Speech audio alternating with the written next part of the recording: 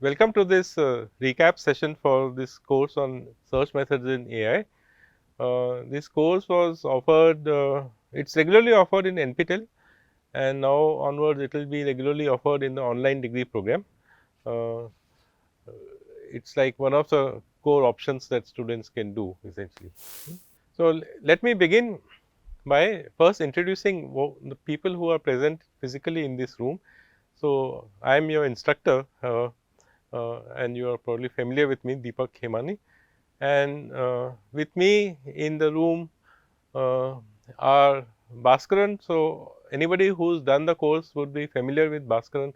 He is ever present on the forum clearing doubts for students, and he is also, by the way, responsible for setting the quiz papers most of the time.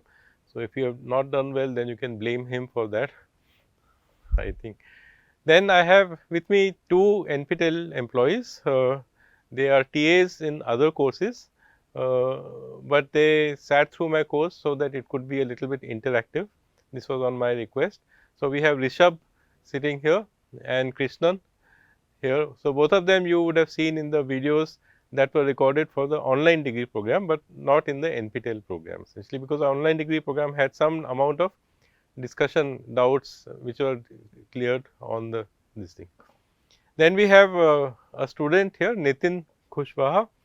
He is a student in the online degree program, but he is not yet registered for that course. He has been doing the course on NPTEL essentially.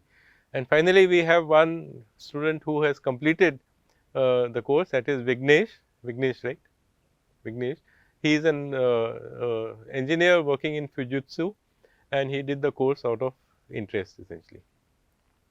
So, what I would like to do, and I would not like to make this into a lecture, I would hope that it would be more of an interactive session. If you are speaking from the Zoom meeting, it would be nice for that moment if you switch on your camera, but even if you do not, it is fine as long as you participate in the discussion. So, what I want to do is to try to place this course in the rest of AI, and let me put it in a very simple method, that we have our goal as an intelligent entity, as an intelligent agent. One of the things we want to do is to solve problems. So, if you remember the diagram that I might have made at some point, that if this is an intelligent agent, it can sense, it can deliberate, and then it can act. So, we are focused on the cognitive part of the agent, which is doing the deliberation. So, you sense the world around you and you think about what your goals are. So, I have not mentioned the goals here, but then any agent would have goals and how to solve them, and then you find a solution and then you act. So, for example, this is a diagram which was introduced by the scientists in NASA when they were devising this autonomous spacecraft and autonomous robots and so on. So, those robots, because they are millions of miles, millions of kilometers away, the light takes time to come. So, you cannot control it remotely. So, automation was a necessary feature for space applications. So, as I said, as human beings or as intelligent agents, so we sometimes can consider ourselves to be the only intelligent creatures, but that is not necessarily so.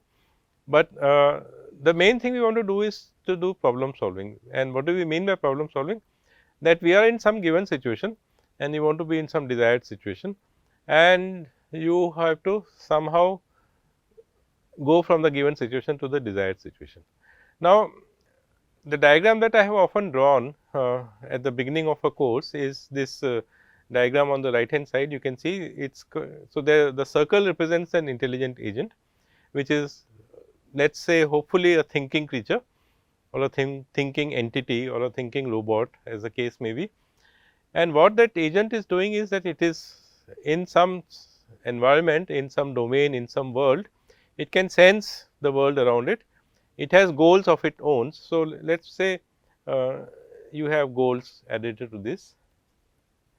and of course, you have a repository of actions that you can use for solving the goals. So, it can sense the world, it has goals, it makes a plan, let us call it, or it decides what is to be done, and it acts upon the world essentially. Now, as I was saying, uh, this architecture of problem solving is necessary in many real world environments where autonomy is required.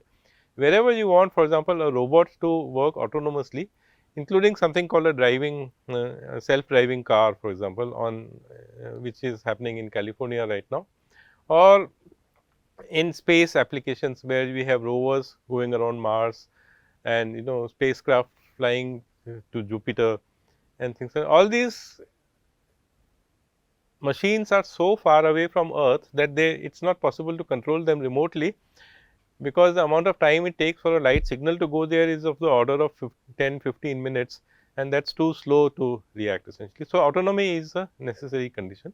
Another place where autonomy is needed is in underwater exploration, and there has been a lot of work being done in that area. For example, there is this Embari Institute, which is also in California, which works in submersible um, auto vehicles, and other people are also working essentially.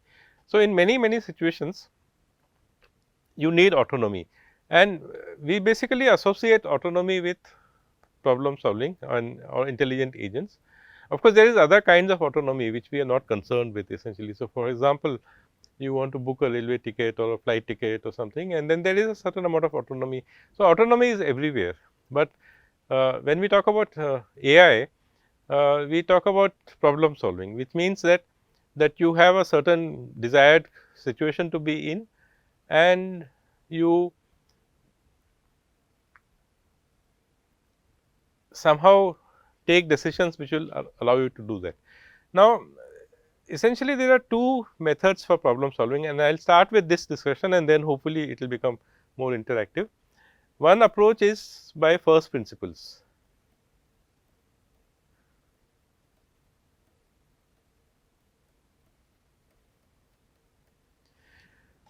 So, by first principles we essentially mean search.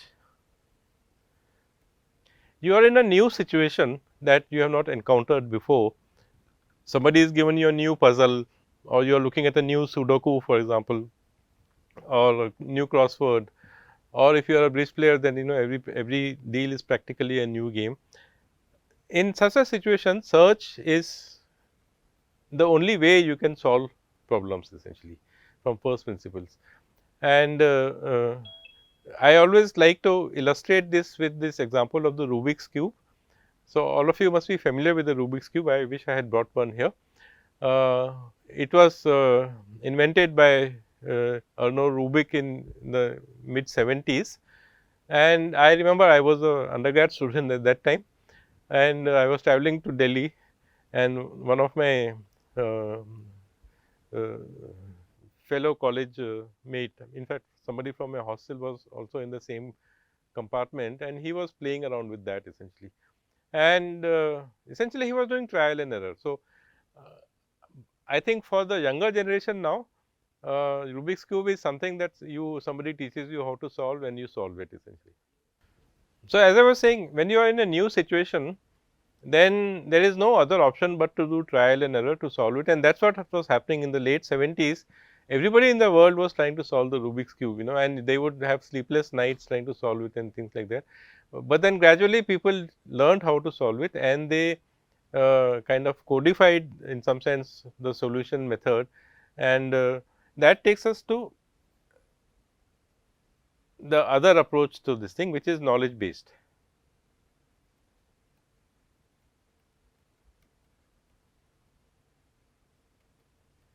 What do we mean by knowledge base? Is that when you look at a problem, you already know how to solve it. How do you know? Because you have acquired the knowledge from some source in some form, or you have had your own experience in which you learn to do something, and you are basically using that knowledge essentially. Now, both these methods are complementary to each other, in the sense that for a new problem, you always need to use first principle search methods, and for familiar problems, we tend to use knowledge. So, there is an area of AI which we have not spoken about much in this course, called case based reasoning, also called memory based reasoning, in which an intelligent agent basically remembers everything that was done in the past. So, knowledge base can be either memory based or rule based. So, memory based is in some sense a raw approach, just remember everything, and when you face a new situation, you just recall that particular chunk of memory, which is called a case in this way of doing things. So, it is called case based reasoning. So, everything is a case, and a case is essentially two parts. One is the problem description and the other is the solution. So, the people who work in CBR, and it has been used a lot in industry, use a repository of cases where each is a problem and a solution, and whenever a new problem occurs, you search through your repository or you access it and retrieve the most similar problem that you have in your memory and use the solution for that problem to solve that essentially. So, essentially without knowledge and memory and experience, we cannot function in the world. So, there is a saying that you do not want to reinvent the wheel every time essentially. So, every time you see a new class of problem, you do not want to solve it by first principles, you should exploit the knowledge, and that is how the human species has progressed so far, by passing on knowledge essentially. So, I hope the audio is still going on, I think, and so, on the one hand you want to say that you do not want to reinvent the wheel. So, you must accumulate knowledge and use knowledge to solve problems. On the other hand, there is also a saying which says that you never step into the same river twice. I think it is a Zen saying or something, or Chinese saying or something like that, which means that every situation is a new situation. So, obviously, there has to be a trade off essentially, that whether old acquired experience is applicable or not, and or whether you have to solve it from first principle again. So, when we talk about rule based systems, we essentially talk of induction. Again, we have not looked at how, for example, to construct a decision tree in this course, but the basic idea in decision tree and induction is basically machine learning, that you have seen many past examples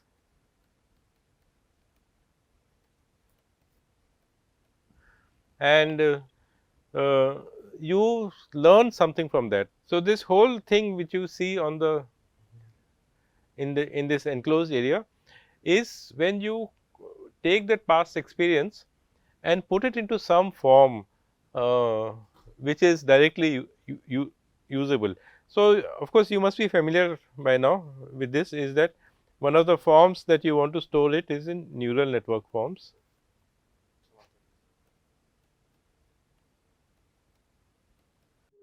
So, what I was saying was that there are two approaches to problem solving. One is first principles, which you have to use whenever you are solving a new problem, and knowledge based, which includes memory based reasoning, case based reasoning, includes rule based reasoning.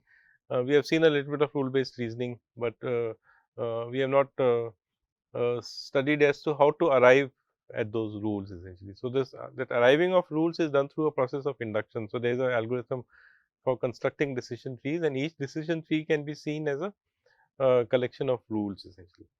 And so, essentially this whole idea of induction is uh, is is tied to machine learning, which says that you look at past examples and from there you learn something which you use to solve a problem in the future essentially.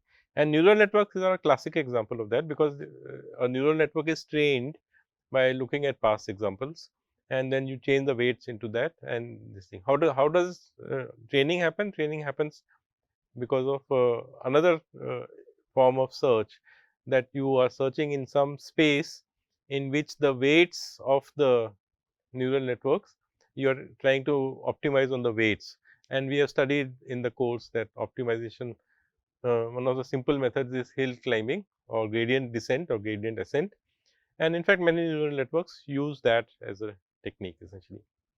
So, all these things are interleaved.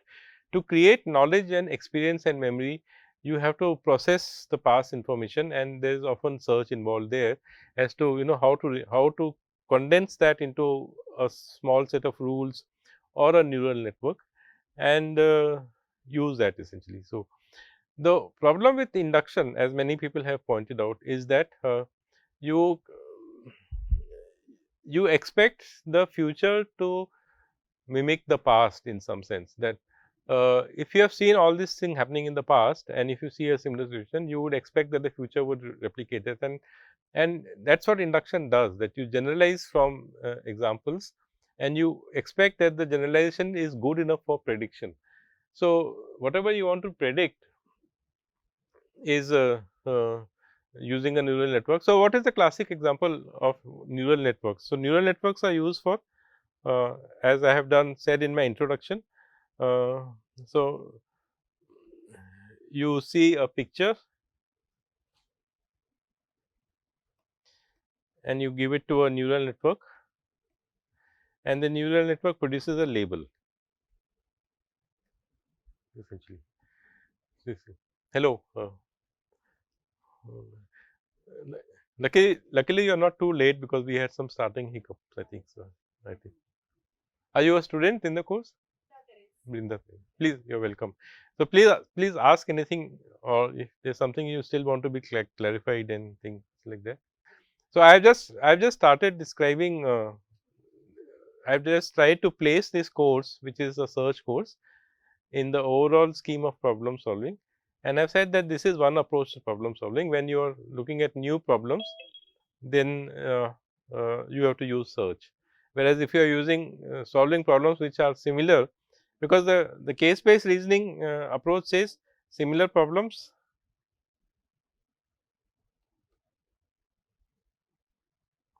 have similar solutions.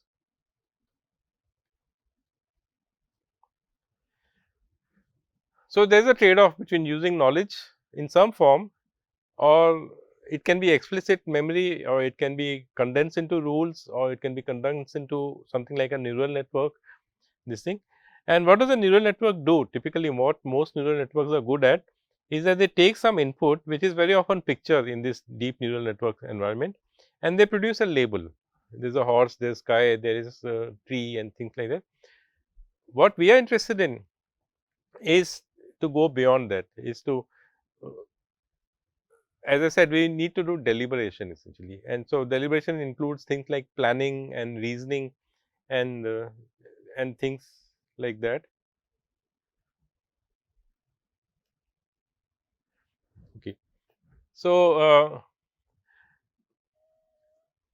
we have seen some examples of reasoning, not very many, but there's that's something that we do more in the other course on knowledge representation on and reasoning essentially, uh, which is to make inferences and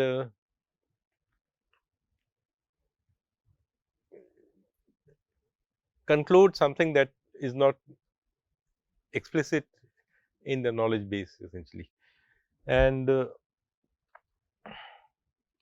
there are many things which require reasoning.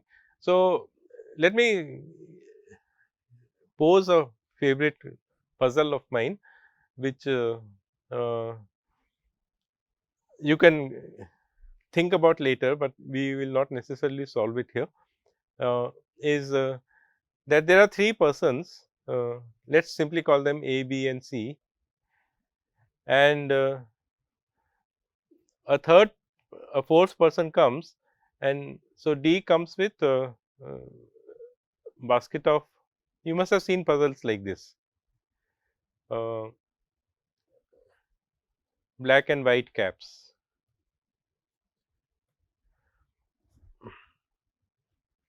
So, he's got in his basket three caps.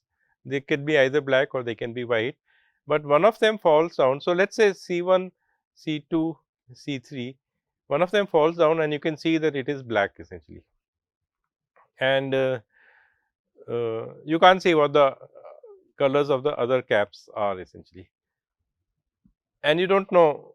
So you know that of the 3 caps, one is black. Then he blindfolds the 3 people A, B and C and puts one cap randomly on each person's head essentially. So, let us say you are person C, and what you can see is a black cap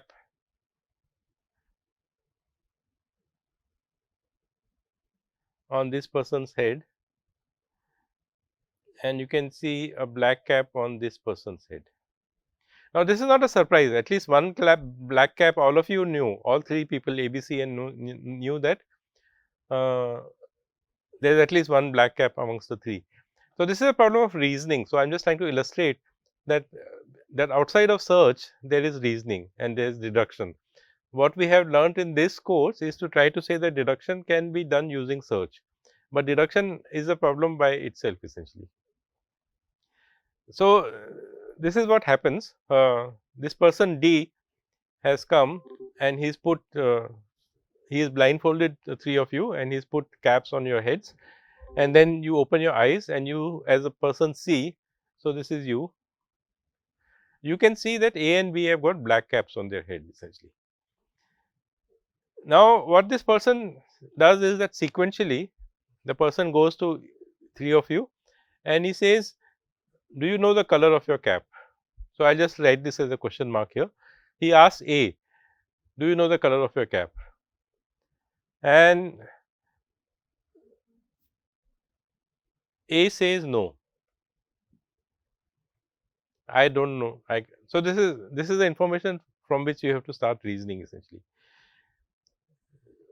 So, let me not to confuse between persons and people. This is black. So, black and white means black and white. So, he asks A, do you know the color of a cap? Black says no. So, of course, you as a person C can make some inferences essentially, and in fact, you expect him to say no, because you can see that B is also wearing a black, and all of you, between the 3 of you, you know that there is at least one black cap. So, you can see that A can see that B is wearing black. So, how will you know whether he has got black and white essentially? So, this is the first question. So, let me write it as Q1 here. Then Q2 is the same question to B, and B also says no, I do not know the color of my cap essentially. And then comes Q3, and the question is now asked to you, the same question, do you know the color of your cap? Are you in a position to give an answer to this essentially? Do you want to spend a minute, or shall we just not dwell upon this, because we want to discuss the course that we have just studied?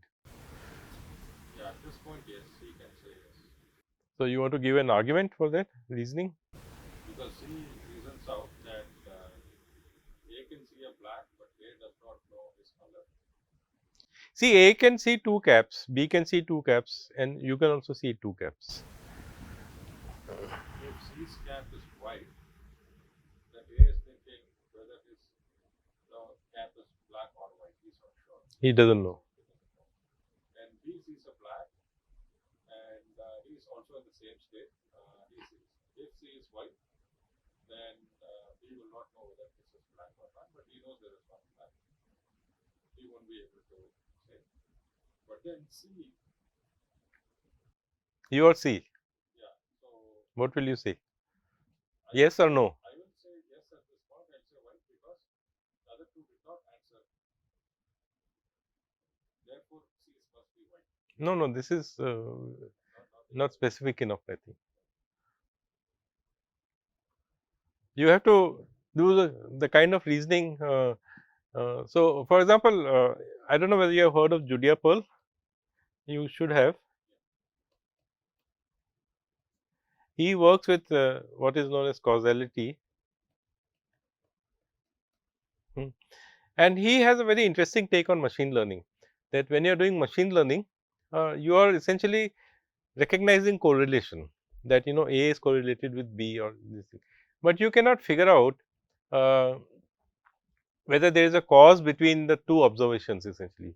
So for example, you may have and the standard example which everybody uses is that if the cock or the hen is crowing in the morning, then the sun rises. So there is a correlation, that the sound of a hen or a cock tells you that the sun is rising, but there is no causality between them essentially.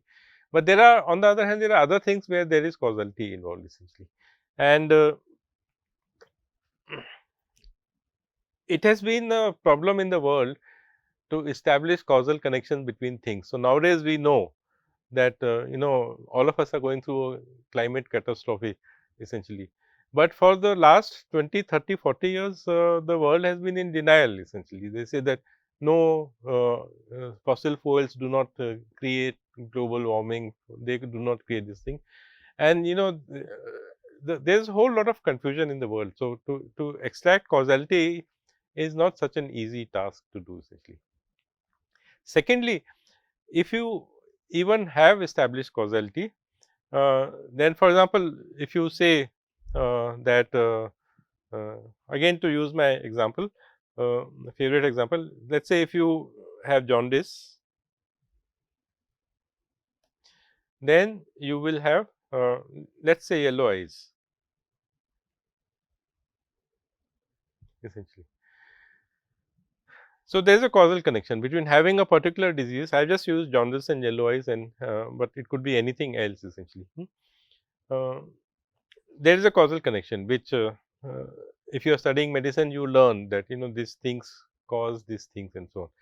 But what does a doctor see? A doctor sees so if you were to make inferences that which will go along the line of causality, then you are doing deduction essentially. This is what we have been talking about, deduction and this thing. But most of the time in the world, you don't have an opportunity to do deduction, because what does the doctor see? A doctor sees the symptoms. So a disease causes symptoms. The doctor sees the symptoms, and then the doctor has to decide what is the disease. So to take Bhaskaran's favorite example, which he has been giving in the quizzes quite a bit in the two quizzes, is the case of COVID essentially. For example, that you see certain symptoms, and do you have COVID or you don't have COVID essentially. It's difficult to go from symptoms to disease, whereas it's straightforward to go from disease to symptoms. That if you have COVID, then you can expect, I mean, that is not clear nowadays, because there are so many different kinds of symptoms to COVID, but in general, to go from cause to effect is straightforward, and to go from effect to cause is not so straightforward. So there is so this whole thing I am talking about is reasoning. An intelligent agent. A is not sure whether there are two white caps or only one white cap.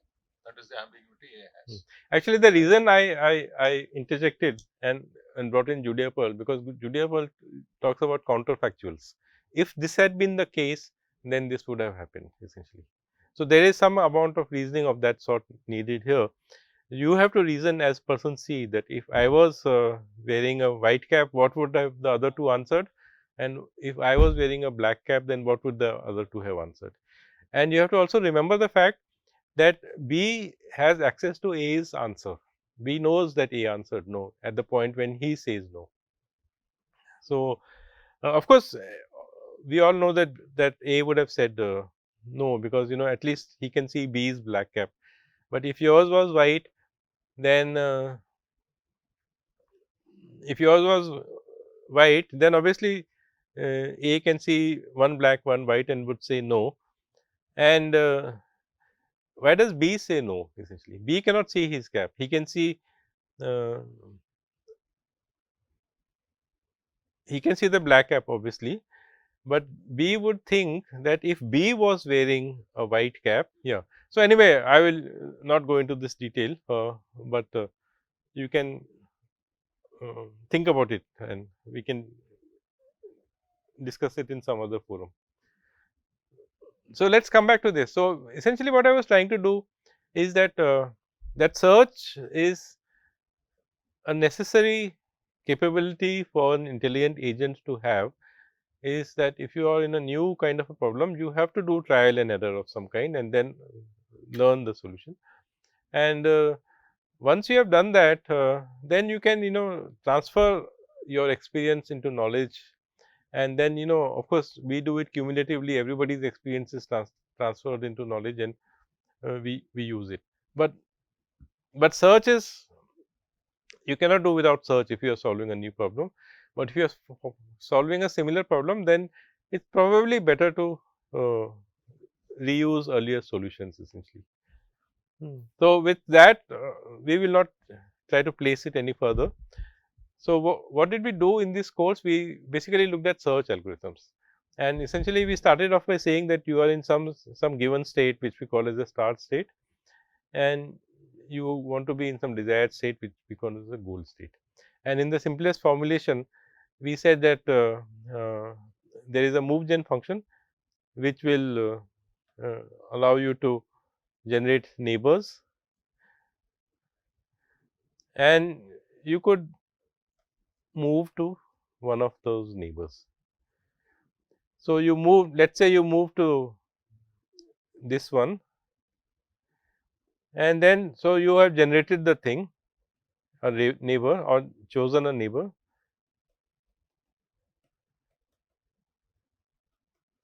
and you do test. So, this whole search can be kind of described at a very high level as a process of generate and test. You generate a new candidate solution or a new state or whatever it is, and you test whether that is a goal or not essentially. The only problem is which of the possible neighbors to generate, and the whole story of search algorithms is centered around this. As to, of, let us say in this example, of the 5 neighbors that I have for the start state S, or the start, it does not have to be a state, it can be a candidate plan. For example, in the SAT problem we have seen in the solution space, you can perturb that to generate neighbors essentially. So, the whole point is that when you can generate neighbors, which one to select, and our first half of the course was devoted entirely to trying to decide as to what one to select. Why was that necessary? Because if the branching factor is kind of let us say if the branching factor is 4, then at every level you will have 4 choices. Okay. So, at the first level, at one step away you have 4 possible candidates, at the next level you have 16, and then at the next level you keep multiplying by 4 everything. So, the search space grows exponentially, and that is the problem that search faces, is that the search spaces tend to grow exponentially. So, we tried various approaches. We said, okay, uh, first we said that uh, you can do some kind of exhaustive search. So, you have to do exhaustive search because you do not want your system to miss out on a solution. If there is a solution, you want the system to find it. So, our search method should be, what we said was complete essentially. They must search the entire space if in the worst case essentially. But if you search the entire space, it is going to be a combinatorially growing space. So, we do not want to do that as well. So, we introduce the notion of heuristic functions, which will tell you, okay, of all the candidates that are there that are waiting to be inspected, which we call as the open list or open set, how close each of them is to the goal. So, that is the idea of a heuristic function. We use that, and then we saw that if algorithms like best first search, it can still, they can still not be good enough to drive the search towards the solution. And then we said, let us look for local search methods. So, we went to hill climbing, which is an algorithm which I mentioned some time ago, is used for training many neural networks also. It is a local search method. It does not mean that you will always find an optimal solution. And people have shown that if an image, for example, is slightly modified, if the background color is slightly modified or something like that, then these image processing algorithms can fail essentially. I mean, there are this We have got 1 pixel one pixel attacks. I think there are these two guys, Marcus and Davis, Ernest Davis and Marcus. They have written a whole book on this, and there are other books also essentially, uh, which show. So that's a problem with induction in general essentially. Why did we come to this now? We are using gradient descent to basically train the neural network, and because we are basically doing induction, that we are expecting, let's say, some 10 million uh, training set and then learning something. If that new something is a little bit different, then maybe sometimes the neural network fails to generalize, not always, but sometimes essentially. So search, coming back to search, we moved to local search methods. We started with gradient descent. We said that there is a problem of getting stuck in a local optima. Then we tried variations. We tried taboo search. We tried simulated annealing. Then we said that, if there are many if there are many candidates or many solvers, then it may help. So genetic algorithms gave us a approach in which you start with a population of candidate solutions and try to do mix and match, try to mimic how nature does evolution, and try to, so that the best solutions survive and so on. And we also looked at ant colony optimization, which was another method in which many ants, they kind of communicate uh, their solutions to other ants. The other ants may or may not following, depending on how much pheromone is left. So any comments on these algorithms, Nathan?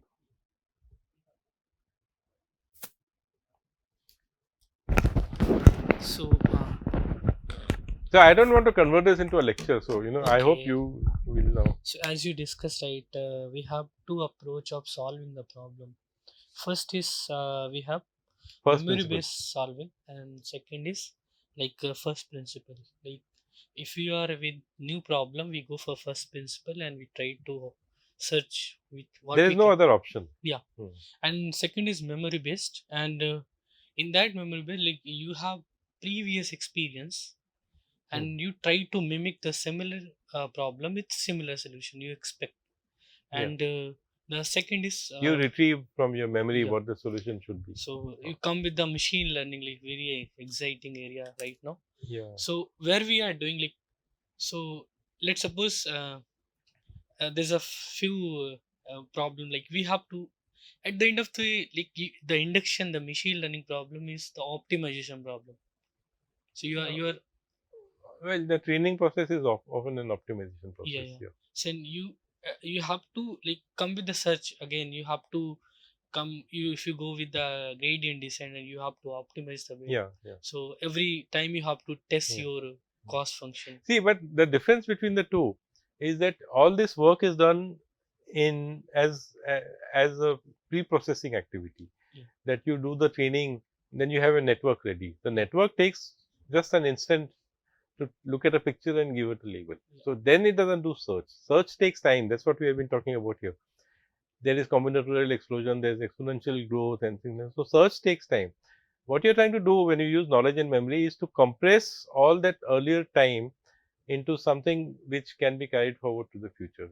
So it means the gradient descent we are optimizing the weight. So every time let's say we fit a line and then we compute the cost, how what is the cost of our function. Then again if cost is very high, we go with the new gradient weight.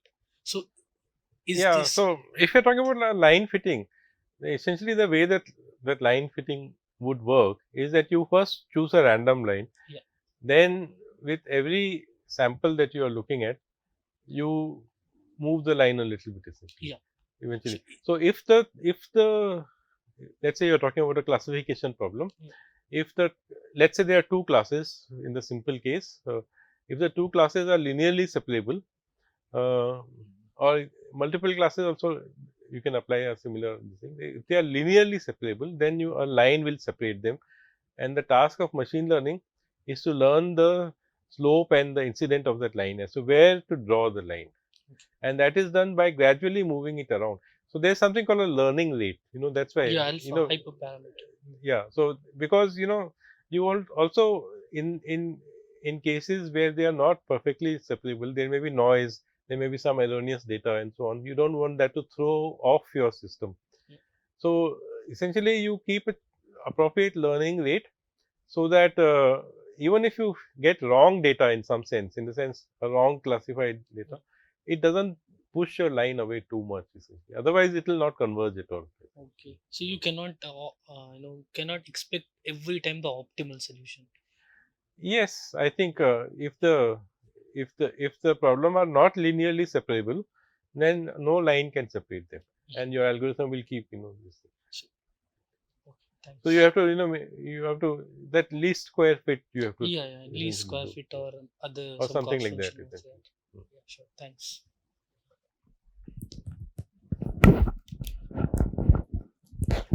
So I have another question. It's more of a general question. We have seen a lot of applications of AI nowadays. I mean, if there is some data, if we are able to extract something, then we can put some AI. I want to know, is there any application? It seems like application of AI, but at least as of now, we are not able to accomplish it. It seems like application, but we are not able to put implement AI into it, even though we have enough data about it, like that.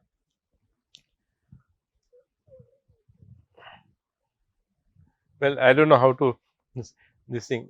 It really depends on what is the type of problem that you see. Bhaskaran wants to say something. Alpha zero comes close to what you asked. See, alpha zero is a neural network based system, right? AlphaGo and Alpha zero. It's a combination. It's a combination. So the combination is what I want to point out Yeah. as an answer to his question. So there, it expects a set of games from which it can learn. So you need a labeled data set. It says if you play this sequence of moves, it's a win for white. Another sequence of moves, it's a win for black.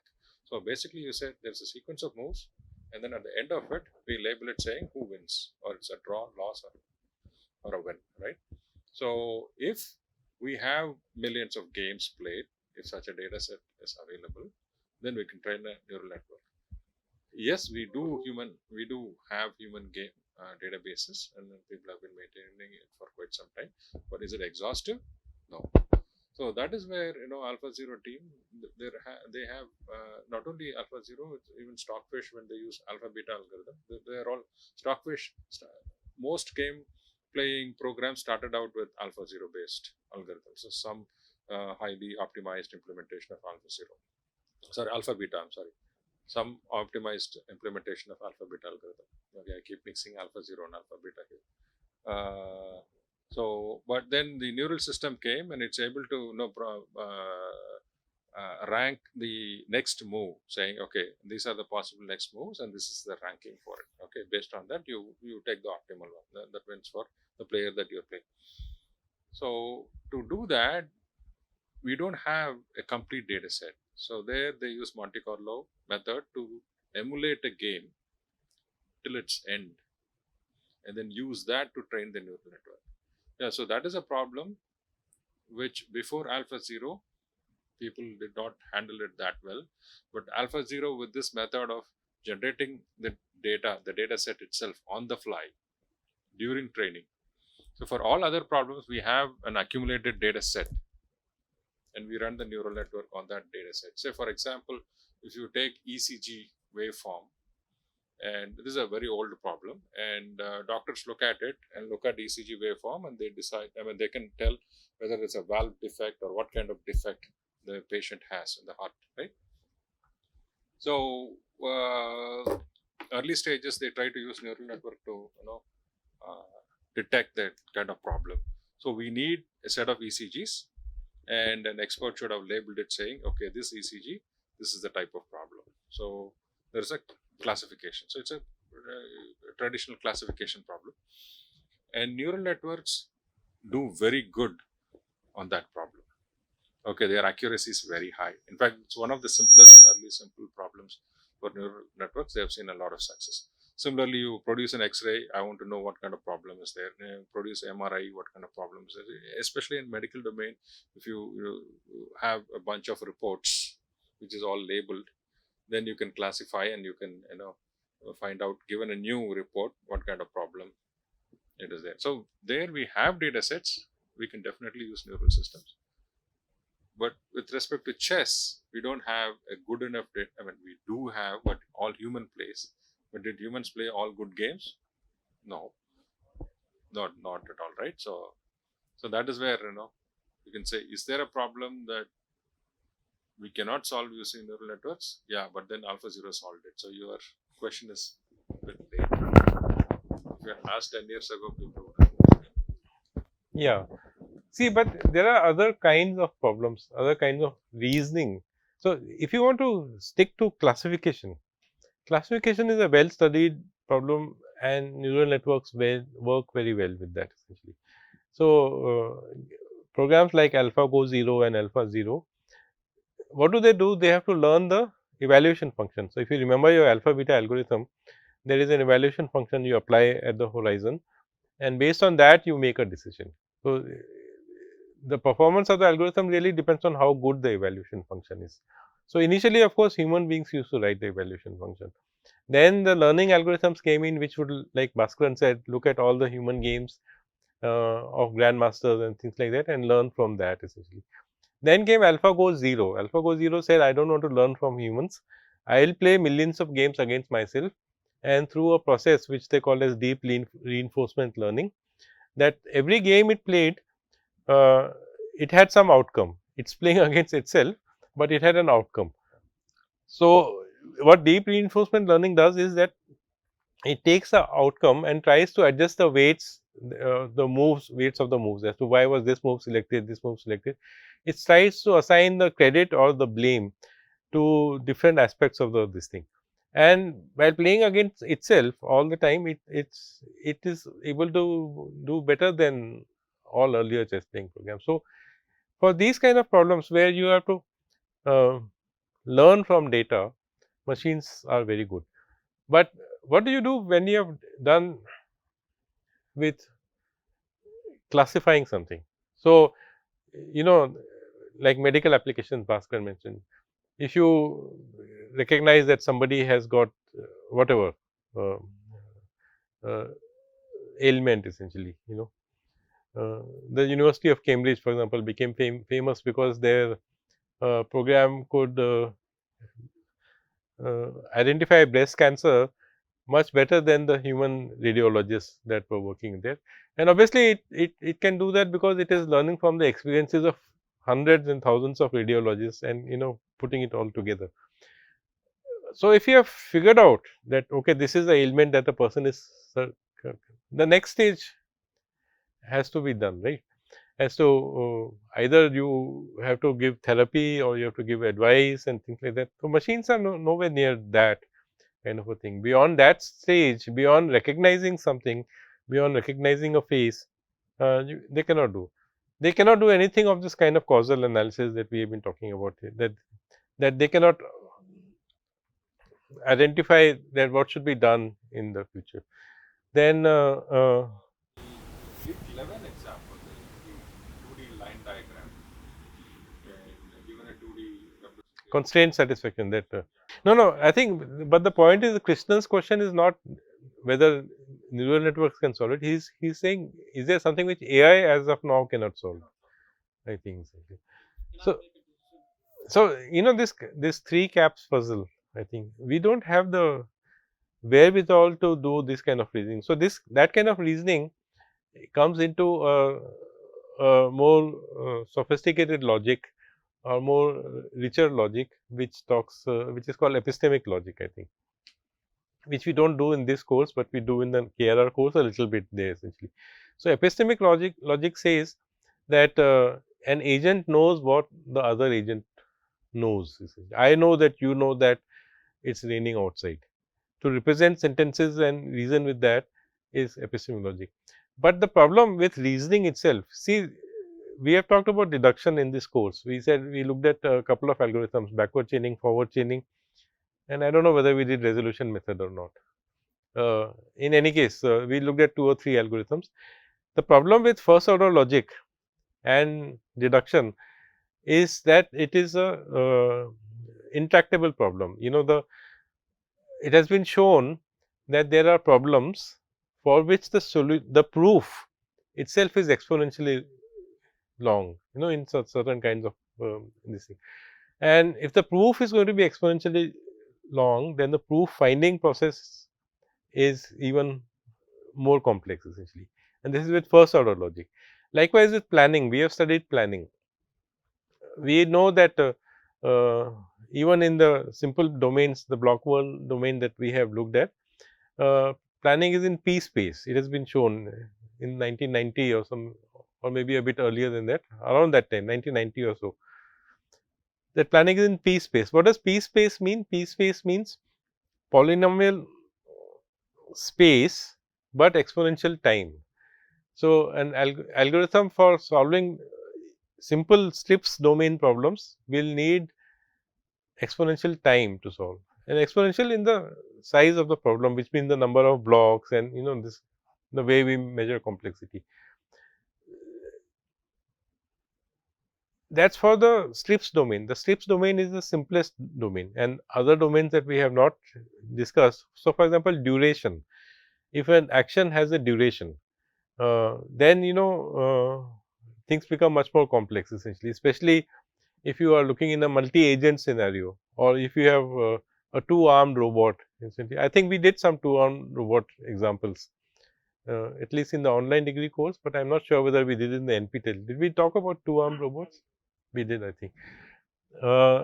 If you have a two-armed robot which is trying to solve problems, what we worked with is in strip domain. In the strips domain, the actions are instantaneous. So, everything happens in an instant. So, time moves in steps. In with derivative actions, some things will have longer duration, some things will have shorter duration. So, if you are cooking, for example, you know, making a cup of tea will take so much time, or making sambar will take so much time, and if you are doing a multiple of things, making sambar, rice, and chopping some salad and so on. So, planning for that becomes much more complex. Derivative actions is one thing. Then you know, the planning community has some 7 or 8 different categories of problems essentially.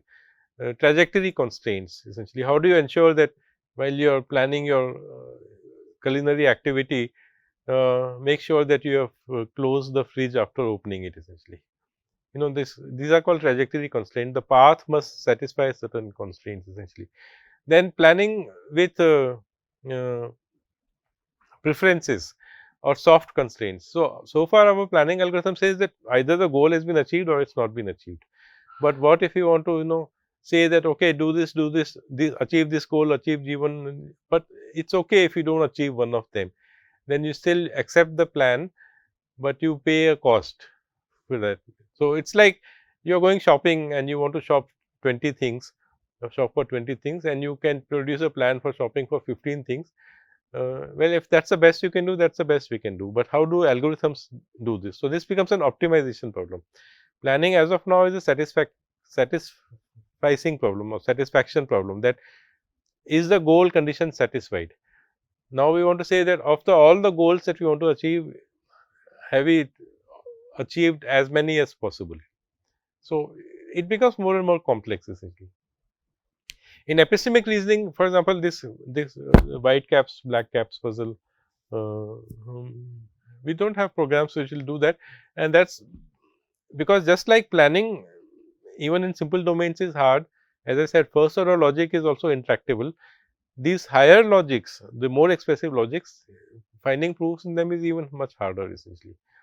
So, that complexity always we run into essentially, and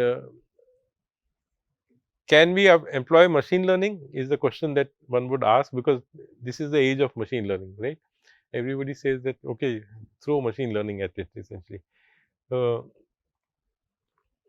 It can work in structured domains where, you know, the past reflects the future reflects the past essentially. If it is not the case, then machine learning will not work. And as I keep saying, my favorite example is the game of contract bridge. Chess and Go, they are simple problems, they have been solved. but bridge has not been solved because the in the game of bridge or in any card game for that matter, because you are dealing the hands cards initially, every game is different from every other game essentially. So, machine learning does not always work, but nevertheless there is a lot of knowledge. I mean, there are thousands of textbooks on, not textbooks, on books on how to play good bridge, and though that's people have observed and abstracted and so all that automatically to happen is it's still far away.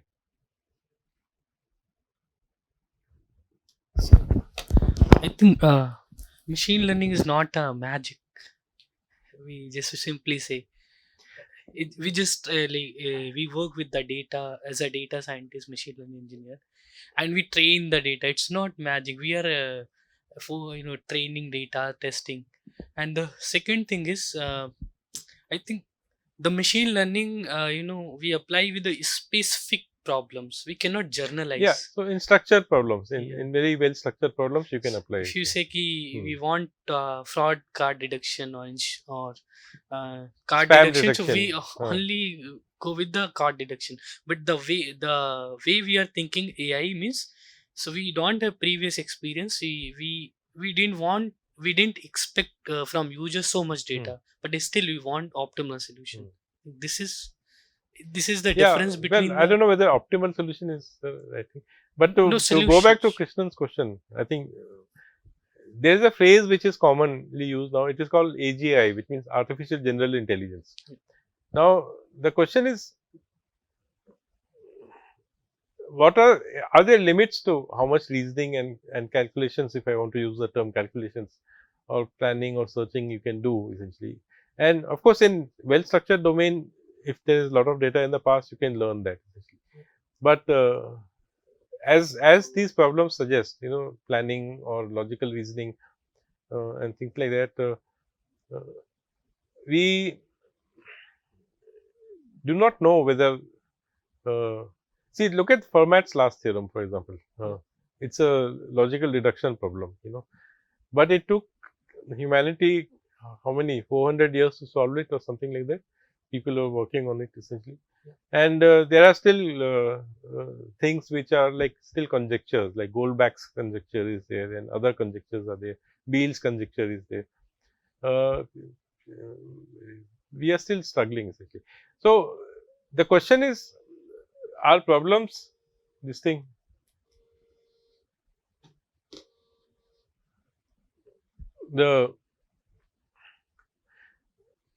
Is the world, does the world have problems that we will not be able to solve?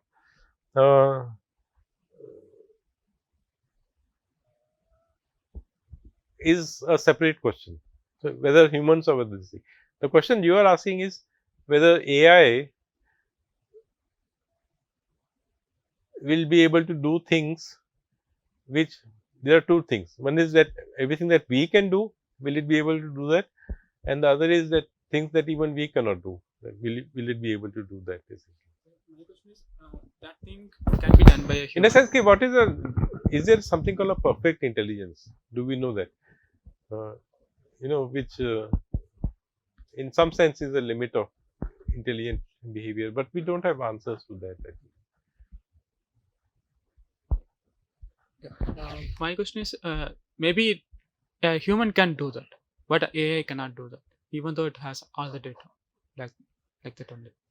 Yeah, see, the whole basis of building AI, if you want to use that phrase, is that, and this was described in the Dartmouth conference, is that if you can describe the problem solving steps in minute enough details, we can implement them onto a machine essentially. It's a question of what we focus on essentially. And I would say that the focus has to be on representation essentially. So here is another example, which is not a new example.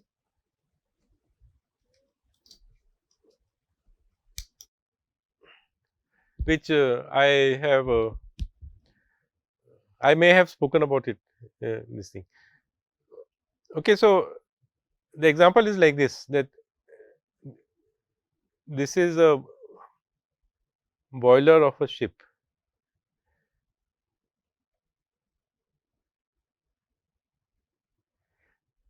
Water comes in from here and steam comes out of here.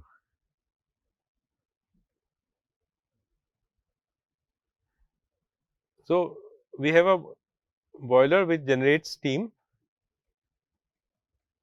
Just imagine that this is somewhere inside the ship and this is the sea level essentially, and there the rest of the ship is there essentially. So, water goes in and it's kind of boiled and steam rises from here, and then steam travels out and goes out essentially. So, let us say this is the input temperature of water T in, and this is T out essentially, the output temperature of the steam essentially. And the complication is that there is some what is called as a superheater.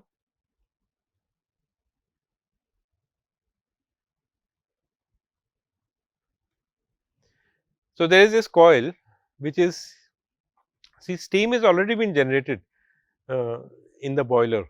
So, this is the boiler and it is travelling on the upper pipe outside, and then it is heated up again essentially. So, that is why T out is not necessarily 100, it will be more than 100. The question, and this was posed in the early 80s, I do not remember who posed it, either Kenneth Forbes or Johann de Cleer.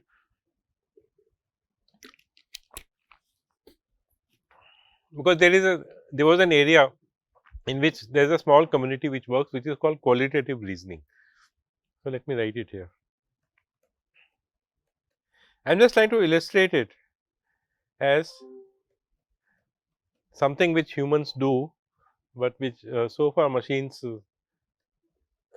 or people have not focused on machines doing it. So, by qualitative reasoning we mean that we do not reason with numbers, but we reason in some qualitative fashion essentially, and we do it all the time essentially. If it is hot, wear a or put on the fan, if you are feeling cold, wear a jacket. We do not look at temperature, if the temperature is. So, that is what we mean by qualitative. It is like modeling at a level where you do not deal with numbers. So, there are quantitative models, and on more abstract are the qualitative models essentially. So, an example of a qualitative model would be that if you take a pan of water, put it on the stove, then its temperature will rise essentially. The more the heat you supply, the more it will this thing. So, this is another example which was posed by one of these gentlemen, and the question is this: let us say the ship is in the Arctic region. What is the Arctic region? The input water is very cold. It is in the Arctic region and there is some output temperature T out. We do not know what it is, but it is T out, because it depends on how much superheating you are doing. If you take the same ship to the tropics, what will happen in the tropics? The T in will become higher. What will happen to T out?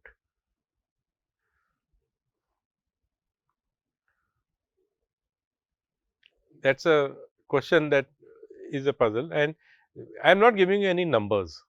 I am not saying that this is the input temperature 12 degrees or 39 degrees or well, not 39, whatever, 23 degrees. I am just saying that what happens when T in goes up. So, T in is going up. What happens to T out? You are saying it will go down, but you have to give always a reason for an answer. When we are in lot of cold, okay, and when we are this season, so the air, because the upper side is in the contact of the air, and Hmm. the No, all that is inside the ship. inside the ship. You know, why do you need steam? You need steam because you're doing something inside the ship, right? Yeah. Okay, yeah. They are generating steam so that it's like a steam engine, generates Yeah, steam yeah. and drives this thing. So all that is inside essentially. Okay. Yeah, I think I have to think of. Yeah.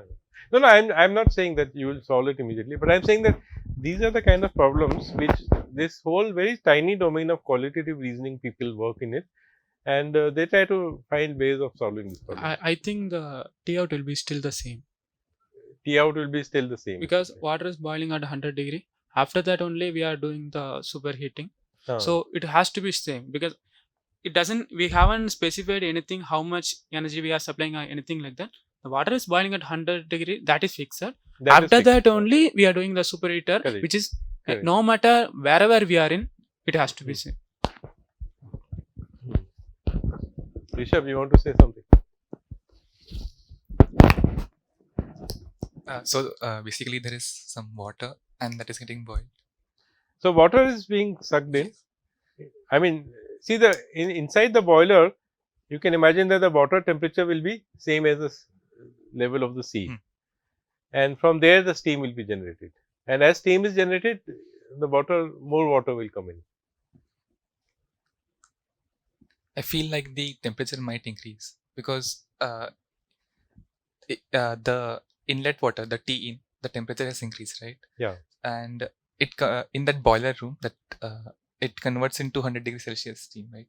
And then it is getting passed to superheater. Yeah. And there will be two cases, right? Once there is water in the Arctic region where the temperature is less, and here it is more, right? In the tropic or whatever. Yeah. So the amount of time spent in that tiny tube, it remains the same. So that means the energy energy transfer. That's what Krishnan is also saying, right? Yeah, but that means if the time is same, but the inlet temperature is different, that it might mean that the outlet temperature might be also different, right? You tell me what is the answer. Yeah. I'm asking you the question. I feel like it will be more. Any other? Temperature will almost same. Only the processing time will change. That's a key question. You also mentioned time. You also are mentioning time. So, what will happen to time? So the boiling point, reaching the boiling point will take time in the Arctic region. So in the tropics, it will take less time. Yeah. But the T out almost will be the same. That is a system, no? For that, the time, the output temperature is set already. It's So not the- set. It's not it's set. not We set. have a machine. See, you are boiling the water, and then it's going through a pipe, and on the pipe there is a superheater which heats the steam further. So that to superheater, the temperature is not mentioned. It is not designed already. It's just a Question here is qualitatively, will it go up, remain the same, or go down? see the have to see- superheater is like any. Depends on our design only, no, sir. See, in Chennai, you are not familiar with heaters, right? If you were living in the mountains, you would know that there is a heater which basically is a coil which generates heat. So what he's saying is, it depends on how the boiler is controlled in the first place. Right? There is no control. I've given you a simple mechanism. No, control in the sense how much energy are we supplying per minute, right, in the boiler? Is that fixed? So because without fixing Then that, we everything cannot- is fixed. The boiler has a certain capacity. Just imagine it like a gas stove. No, the situation is, if I just turn the knob to max, and There is just no leave knob. it. There is no knob. I don't know For the what knob boiler, you're for the talking about. boiler, I have to supply energy. I have to burn. There is a boiler. Okay. That's all. It's like a gas stove which is on. Assume that So the I same have to supply fuel to it at some rate. So if the boiler is at its maximum capacity, we have to fix. Yeah, one that's fix it parameter. at maximum capacity. Okay, it is fixed at maximum Yeah, it's capacity. fixed. Oh. Okay. There is no control system that says. There's no okay, control system. assume that There is no other control system. When Okay, then it is easy to then it answer. is easy. Then what is the answer? Then the temperature will be less No, in second- the Arctic. No, the second thing is, if the superheater still keeps the output of the superheater, if it still has capacity to take more heat. Okay, if the superheater takes water to its maximum It's heat not capacity, water, it's steam. I mean steam. Oh, Sorry, yeah. H2O. So if the superheater takes the steam to its maximum heat capacity, I mean, I cannot. What do you add- mean by maximum heat It cannot capacity? hold any more extra heat now. That's the maximum it has taken. You know? Is there such a maximum?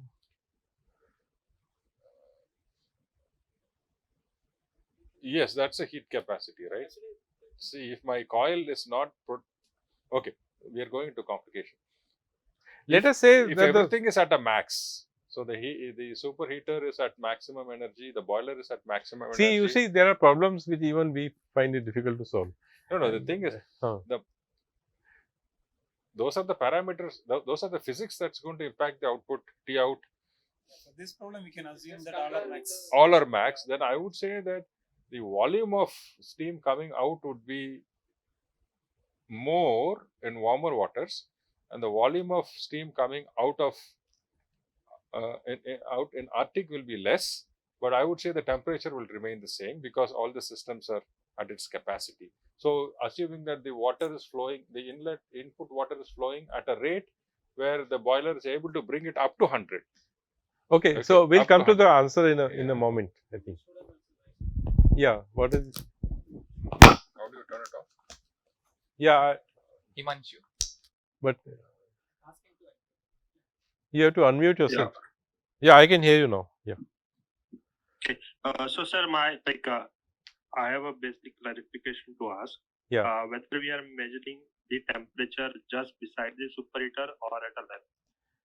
At the exit point. So the T out is measured at this exit point here. It can be close to the superheater also. For this problem, it really doesn't matter. So I think this It's at the end of the pipe, I think.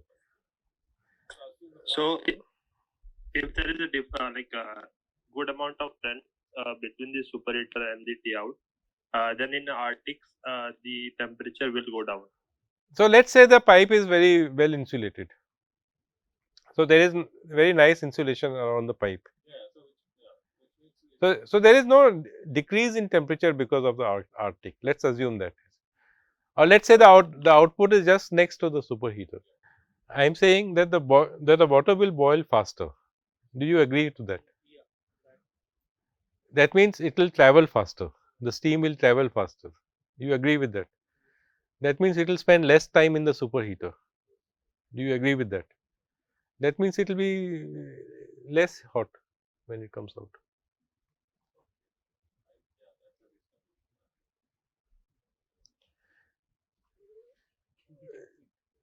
The water will boil faster because the input temperature is higher.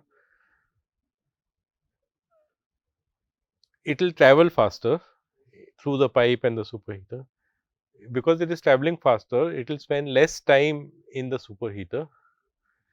And so from 100 it will go to, let's say, 120. Earlier it may have been going to 140. So output temperature will decrease. So you ask a Navy guy, then they will be able to tell you this answer. But essentially, this kind, I mean, I'm not saying that this is a hard problem, easy problem. I want to say that this kind of reasoning, where we model things without numbers, which is called qualitative reasoning, people have not worked too much on this kind of a thing. I mean, I know I have a friend in Germany, Peter Struss, his name is, and he works in qualitative reasoning, and he has been working for car companies, and essentially they want to be able to diagnose car problems by that if the report comes from the driver that when I press this paddle, my car is skidding to the left, you know, just like that essentially. I mean, no numbers, no car pressure, no tire pressure, no outside temperature, no whether there is ice or snow or not essentially. And they want to be able to diagnose from problems like this essentially, and they work in model based diagnosis. In the constraint satisfaction chapter, we did a little bit of model based diagnosis, you know, that 3 adders and 2 multipliers example we saw, and we said that how you can do diagnosis, but that was dealing with numbers. What the qualitative reasoning community does is that it deals with increases and decreasing. If the input this thing increases, what will happen to the output? So, essentially what these people are saying is that if the brake pressure increases, what can happen so that the car is swerving and things like that essentially. So, these are other forms of reasoning, and there's a lot that we can do. What AI cannot do is your question essentially. Is a problem with certain kinds of problems that induction is never perfect essentially. That you can never conclusively say that I have seen so many examples of this kind.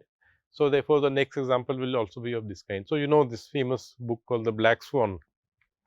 You know, you keep watching swans and you see all of them are white, and then you make a generalization that all swans are white, and then suddenly there is a black swan.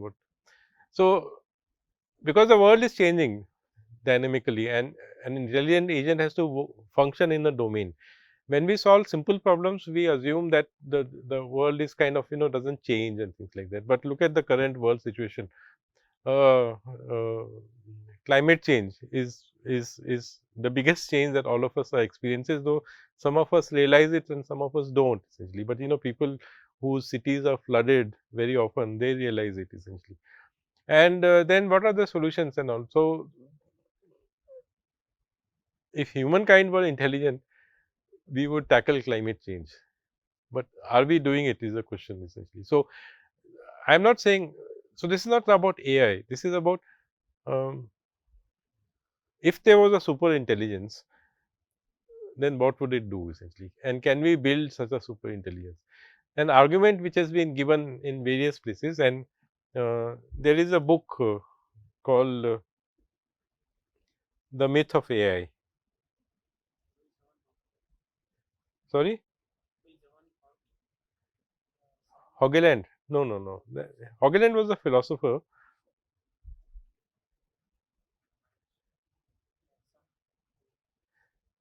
No, no. John Hogeland is saying AI is possible. This thing. His book is called AI, the Very Idea. It's a very interesting book essentially. But this book is called The Myth of AI. It's by one guy called Eric Larson. He's from, I'm not sure whether I'm spelling it correctly. So, let's say there's one this thing. It's a book which was published 2 years ago essentially. He is basically giving you this argument that what human beings do all the time is abduction, which means you have seen something and you have associated it, like medical diagnosis is abduction essentially.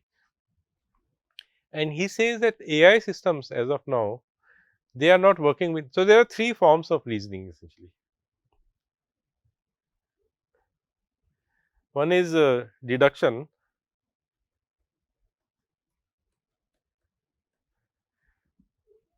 is that, for example, modus ponens. Let me just take an example, that from P and P implies Q, you infer Q. This is deduction that we have studied in the course essentially. Then there is abduction.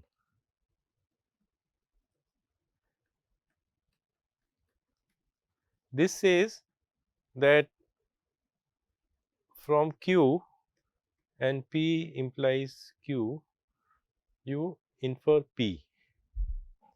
So, if you think of P and Q, P as a cause and Q as a symptom, then you are seeing the symptom Q and you are inferring P essentially. And of course, this is not sound.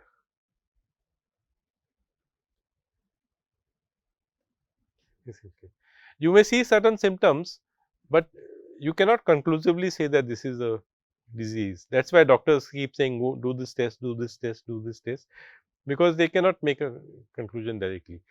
But of course, the third form of reasoning is induction. which basically is something like this, that you have seen P1, Q1, P2, Q2, Pn, Qn, and from this you infer P implies Q. You infer the, you learn the connection between that essentially. So, induction is what machine learning is doing essentially. It's looking at examples and trying to find connections between the two. It may not necessarily find a causal connection, but it will see that whenever P happens, Q happens, I think. So, coming back to Krishnan's question, what AI can do or what AI cannot do. So, deduction of course we can do, even though we know that it is runs into combinatorial problems, and but whatever we can do essentially. It's sound essentially. Induction, machine learning has shown that for many problems we can learn from data essentially. But it is what Larson says in the book that I just mentioned, The Myth of AI. He says that human beings are doing abduction all the time. So, we look at you look at the cloud and you say it's likely to rain, or you look at some friend coming walking towards you and you think that, oh, he's coming to say hello, or you look at a local bully who's walking towards you and you will say that he's about to bully you or something like that. You make these inferences which form into the domain of abduction, that they are not necessarily true, but they are likely to be true. And what Larson says is that AI people community is not focusing on this essentially. So, this we are doing, this we are working on. This is deduction is sometimes called old fashioned AI, this thing. Induction is sometimes called new AI, machine learning essentially. But he says that we are not focusing on this, and this is what humans do all the time, which is why humans are able to work in dynamic environments and they can make abduction. So, it is not that AI has totally ignored abduction, people have used. So, they have used techniques like probabilistic reasoning.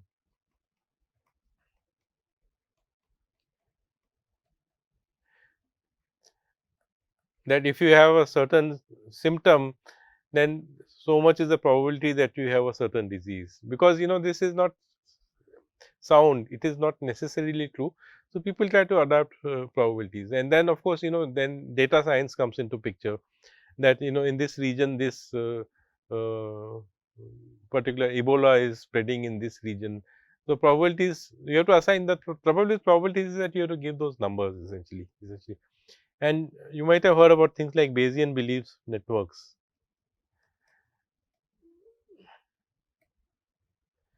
Who try to address this problem of induction. But what Larson's basic complaint is that we are focusing on deduction and induction.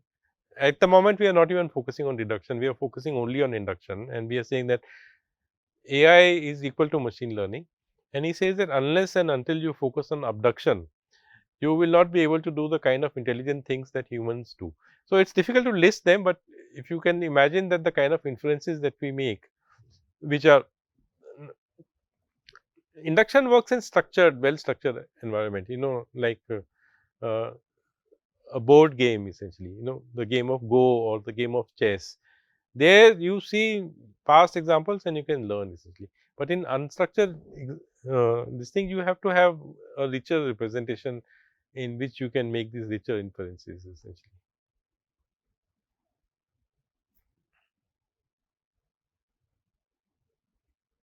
So, this is just addressing the question that you were saying essentially. So, perhaps for young people like Nitin here, they should try to absorb as much as possible of different kinds of techniques, and not simply jump on to say that, okay, this is a fad now, so I'll run into that. And This is my also basic complaint, like in what we are doing in AI, like machine learning. Let's suppose a girl can recognize the father and mother by own intelligence, and a machine cannot, like the emotion, that area. So the thing you are saying abduction means we saw the symptoms and we can mimic okay, this is We this can infer temperature. We something. can infer this may be rain. It may rain. Yeah, it may rain, but It's a prediction. That's a this, prediction. we are so we are the right now we are only we saw the data and machines learning and we say okay, this is the AI equal to the machine learning, AI equal to this. But I think we have to see all three, abduction and induction and Yeah, no, there are other things which you have not mentioned here. Natural language processing yeah. is there. Of course, nowadays you know that you have Alexa and things like that. Yeah, I know. But do they understand language as humans do? It's an open question. We'll not get into too much discussion So, here. I have one line to say, like there, I think the way we talk with the Hello Google and Alexa, basically they are programs certain way. Itself the Alexa, it's not understanding the language what he's telling. We program such a way, then he's answering his, but he like the simpler question the earlier if you go the history of the chess, so that time AlphaGo the chess the program beat the chess grandmaster that if Deep Blue. Deep Blue beat, if you think about like the chess was programmed such a way even he didn't understand if you change the rule is very small tiny rule he just the program can't beat a grandmaster.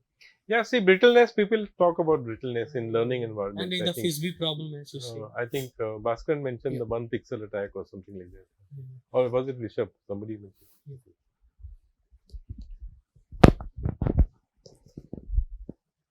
But not to minimize the role of neural systems, because within a like you mentioned before, within a structured framework, those systems are faster and they do well actually. Facial recognition. So instead of ID card, I heard that in China they do money transactions just by face, right? You go stand at a ATM and then you can just it opens. So there's no card swiping. So such systems, controlled environment, set of faces given. I'm not going to show a horse in front of the camera, right? Just all human faces, very controlled. The AI systems do very well. I mean, it's really good. I mean, search methods. Yeah, given a picture, tell me a search method that can categorize it. That can even match two pictures we don't have. But there, in terms of sensing problems, I want to sense it, make sense out of it, label it. Their neural systems do extremely well. Extremely well. I mean, there are problems that the neural networks can definitely solve better than even humans, but search methods are not applicable there. So it's out of scope. You want to use search methods when you're solving a new problem. When you are solving a problem which has been encountered earlier, you don't want to use search methods. You can use your experience and things like that, and that's exactly what neural networks are doing. So nobody is denying that it is not to be done. What I am trying to say is that to build an intelligent system, you must have a capability to do both. Well, see, for example, you get directions from Google Maps, right? How does that work? They use search essentially, and they use search with dynamic data because they are keeping track of where the traffic is and where it is not. And as I said, in many, for example, wherever you need autonomy in a unstructured environment, you have to use kind of a search. If you look at, for example, autonomy inside the Amazon warehouse, there also you may need to do a certain kind of optimization as to how do you, because they have these automatic robots which are moving in on rails and this thing. There also pathfinding is not a problem, but deciding which objects to pick at any given point is a problem which they will have to use certain kind of heuristics and search essentially. Himanshu, so we'll wind up at this moment. Yes, sir. Okay. Thank you for joining. It was lovely. Thank you. So we'll stop here, I think.